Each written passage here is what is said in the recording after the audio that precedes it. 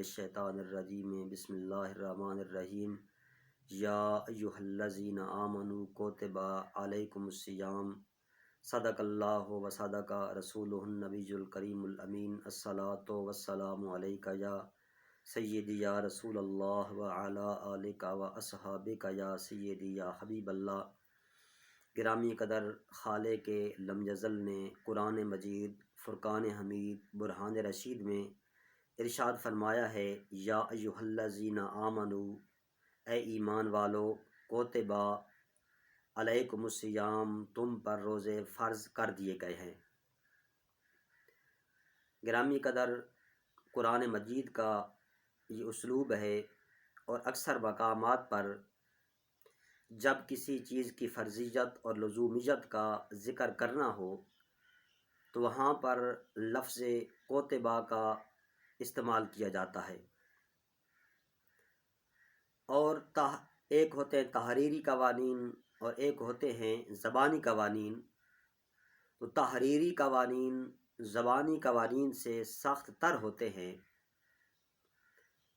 تو یہاں پر خالق کائنات نے لفظ کوتبہ استعمال فرما کر روزے کی فرضیت اور لزومیت کی طرف اشارہ فرما دیا ہے۔ اسی طرح خالق کائنات نے جس وقت قصاص کا ذکر فرمایا، ارشاد گرامی ہوتا ہے کوتبہ علیکم القصاص۔ جب روزے کی فرضیت کا ارشاد فرمایا تو ارشاد گرامی ہوتا ہے کوتبہ علیکم الجہاد، کوتبہ علیکم القتال، تم پر قتال فرض کر دیا گیا ہے۔ اسی طرح خالق لم یزل نے قرآن مجید فرقان حمید میں ارشاد فرمایا، فمن شاہد منکم الشہر فلیصمہ، تم میں سے جو انسان رمضان شریف کا مقدس مہینہ پائے اسے چاہیے کہ وہ اس رمضان شریف کے روزے رکھے۔ تو اس آیہ مقدسہ میں خالق لم یزل نے لیصم امر کا صیغہ استعمال فرمایا ہے، جو روزے کی فرضیت اور لزومیت پہ دلالت کر رہا ہے۔ صحیح بخاری شریف کے اندر، صحیح مسلم شریف کے اندر حضرت سیدنا عبداللہ ابن عباس رضی اللہ تعالی عنہما سے روایت ہے کہ نبی پاک علیہ الصلاۃ والسلام کا ارشاد گرامی ہے، بنی الاسلام علی خمس، اسلام کی بنیاد 5 چیزوں پر رکھی گئی ہے، شہادت اللہ الہ الا اللہ وان محمدً عبدہ ورسولہ، پہلی بات اس بات کی گواہی دینا کہ اللہ کے سوا کوئی عبادت کے لائق نہیں، اور جناب محمد مصطفیٰ احمد مجتبیٰ اللہ کے خاص بندے اور اس کے رسول ہیں، وَإِقَامُ الصَّلَاۃ، نماز قائم کرنا، وَإِيتَاءُ الزَّکَاۃ، زکوٰۃ ادا کرنا، وَصَوْمُ رمضان، رمضان شریف کے روزے رکھنا، وحج البیت، اور بیت اللہ شریف کا حج کرنا اگر صاحب استطاعت ہے تو۔ ان 5 چیزوں پر اسلام کی بنیاد قائم کی گئی ہے، اور حدیث جبریل امین میں آتا ہے کہ جس وقت سیدنا جبریل امین علیہ الصلاۃ والتسلیم نے ہمارے آقا و مولا جناب محمد مصطفیٰ احمد مجتبیٰ صلی اللہ علیہ وآلہ آلہ وسلم سے اسلام کا تعارف پوچھا، تو جواب کے اندر مصطفیٰ کریم علیہ الصلاۃ والتسلیم نے ان 5 چیزوں کو اسلام قرار دیا کہ یہی 5 چیزیں ہی اسلام ہیں۔ تو ان تمام نصوص سے یہ بات واضح ہو جاتی ہے کہ روزہ شعائر اسلامی سے بھی صرف نہیں ہے، بلکہ اس سے بھی بڑھ کر اسلام کے بنیادی اراکین میں شامل ہے۔ اسلامی حکومت کی ذمہ داری ہوتی ہے کہ وہ امر بالمعروف و نہی عن المنکر کرے اور اس کا فریضہ انجام دے۔ قرآن مجید میں اللہ تبارک و تعالی نے حکومت اسلامی کی اس ذمہ داری کو بیان کرتے ہوئے ارشاد فرمایا، الذین ان مکناہم فی الارض اقاموا الصلاۃ وآتوا الزکوٰۃ وامروا بالمعروف ونہوا عن المنکر، کہ جس وقت ہم اہل ایمان کو حکومت دیں تو وہ نماز کے قیام، زکوٰۃ کی ادائیگی، نیکی کا حکم اور برائی سے منع کرنے کا فریضہ سر انجام دیں۔ نبی پاک صاحب الاولاق فخر موجودات صلی اللہ علیہ وآلہ وسلم کا ارشاد گرامی ہے کہ آپ نے فرمایا من رعا منکرن فلیغیرہ بیدہ فإن لم یستطع فبلسانہ فإن لم یستطع فبقلبہ، کہ تم میں سے جو شخص برائی کو دیکھے اسے چاہیے کہ وہ اس برائی کو ہاتھ سے روکے۔ اگر ہاتھ سے روکنے کی طاقت نہیں رکھتا تو زبان سے روکے، اگر زبان سے بھی روکنے کی طاقت نہیں رکھتا تو اس برائی کو دل میں برا خیال کرے۔ اور یہ تیسرا درجہ جو ہے ایمان کا کمزور ترین درجہ ہے۔ جب ہر نیکی کا حکم دینا، ہر برائی سے روکنا امت مسلمہ خصوصاً حکومت اسلامی کا اہم فریضہ ہے، تو جو عمل اسلام کی بنیاد ہے اس کا لوگوں کو پابند کرنا حکومت اسلامی کی ذمہ داری کیوں نہ ہوگی؟ لہذا یہ کہنا کہ کسی طرح بھی درست نہیں کہ حکومت روزہ خوروں کو نہیں پوچھ سکتی، اور یہ کہنا کہ ترک روزہ پر شریعت مطہرہ کے اندر کوئی وعید نہیں آئی، تو یہ سراسر اسلامی تعلیمات کی ناواقفیت اور عدم مطالعہ کی بنیاد پر ہے۔ یہ کہنا کہ ترک روزہ پر کوئی وعیدات نہیں آئیں، یہ سراسر اسلامی تعلیمات کے ناواقفیت اور عدم مطالعہ کی بنیاد پر ہے۔ حالانکہ شریعت مطہرہ کے اندر اور احادیث مبارکہ کے اندر بے شمار وعیدات ترک روزہ پر وارد ہوئی ہیں۔ امام ابو یعلا نے سند حسن کے ساتھ حضرت عبداللہ بن عباس رضی اللہ تعالی عنہما سے روایت کیا ہے کہ نبی پاک علیہ الصلوۃ والسلام کا ارشاد گرامی ہے ار الاسلام و قواعد الدین ثلاثۃ، اسلام اور دین کی بنیاد تین چیزوں پر رکھی گئی ہے، علیہن ابتنى الاسلام، ان پر اسلام کی بنیاد قائم کی گئی ہے، من ترک واحدۃ منہن فہو بہا کافر وحلال الدم، جو بندہ ان تین چیزوں میں سے کسی ایک چیز کو ترک کر دیتا ہے، چھوڑ دیتا ہے، پس وہ اللہ کا منکر ہے اور اس کا خون مباح ہے۔ وہ تین چیزیں کون سی ہیں؟ پہلی چیز شہادت اللہ الہ الا اللہ، اس بات کی گواہی دینا کہ اللہ کے سوا کوئی عبادت کے لائق نہیں، اور دوسری چیز الصلاۃ المکتوبہ، تو فرضی نماز، اور تیسری چیز صوم رمضان شریف کے روزے۔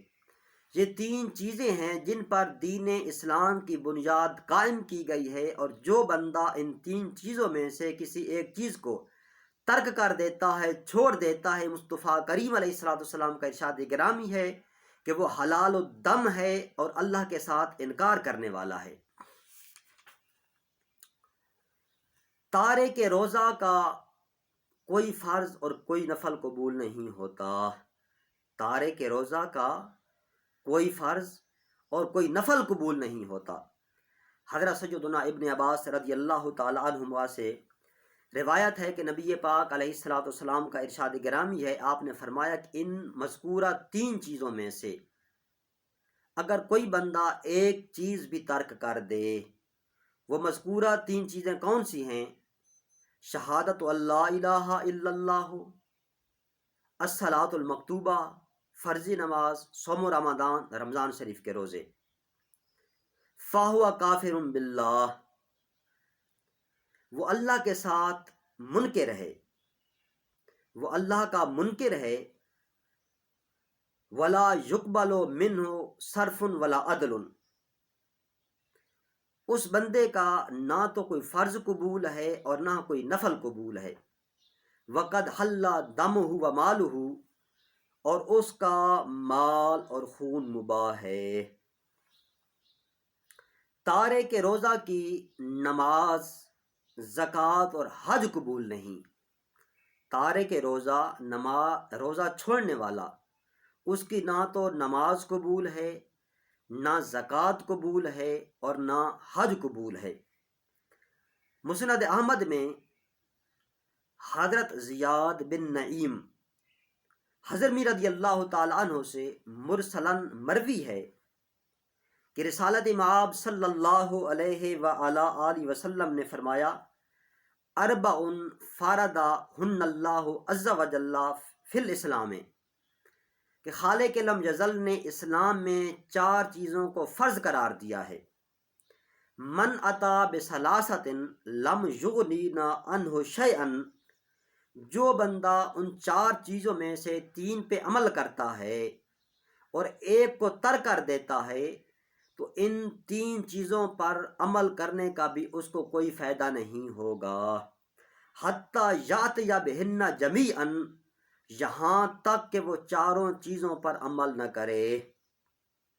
وہ 4 چیزیں کون سی ہیں؟ الصلاۃ، نماز، والزکوٰۃ، زکوٰۃ، وصوم رمضان، رمضان شریف کے روزے، وحج البیت، اور بیت اللہ شریف کا حج اگر صاحب استطاعت ہے تو۔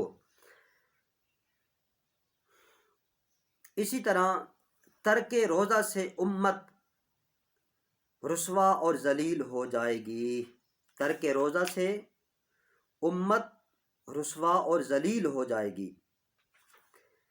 امام طبرانی نے اور ابن عدی نے حضرت ام ہانی رضی اللہ تعالی عنہا سے، ابن عدی اور ابن سیسری نے حضرت ابو ہریرہ رضی اللہ تعالی عنہ نے روایت کیا کہ نبی پاک علیہ الصلوۃ والسلام نے فرمایا، ان امتی لن تخزی ما اقاموا صیام شہر رمضان، کہ بے شک میری امت اس وقت تک ذلیل اور رسوا نہیں ہوگی جب تک وہ رمضان شریف کے روزے رکھتی رہے گی۔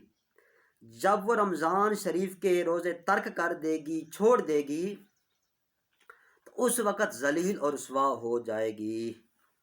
تارک روزہ کے لیے ہلاکت ہے، یعنی جو بندہ روزہ ترک کر دیتا ہے، چھوڑ دیتا ہے، اس کی ہلاکت کا خوف ہے۔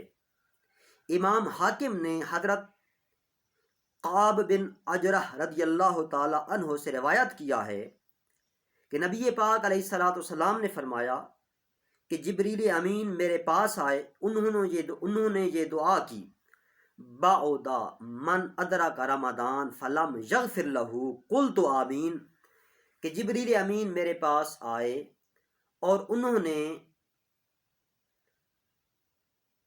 یہ دعا فرمائی کہ ہلاک ہو جائے وہ شخص جو رمضان شریف کا مقدس مہینہ پائے پھر بھی اپنے رب سے اپنی مغفرت نہ کروا سکے۔ تو جبریل امین کی دعا پر میں نے آمین کہا۔ امام حاکم نے اس روایت کو نقل کر کے صحیح الاسناد قرار دیا ہے۔ دوستو، جبریل امین اللہ کے حکم کے بغیر تشریف نہیں لاتے۔ جب بھی اللہ کا حکم ہوتا ہے اس وقت آپ تشریف لاتے ہیں۔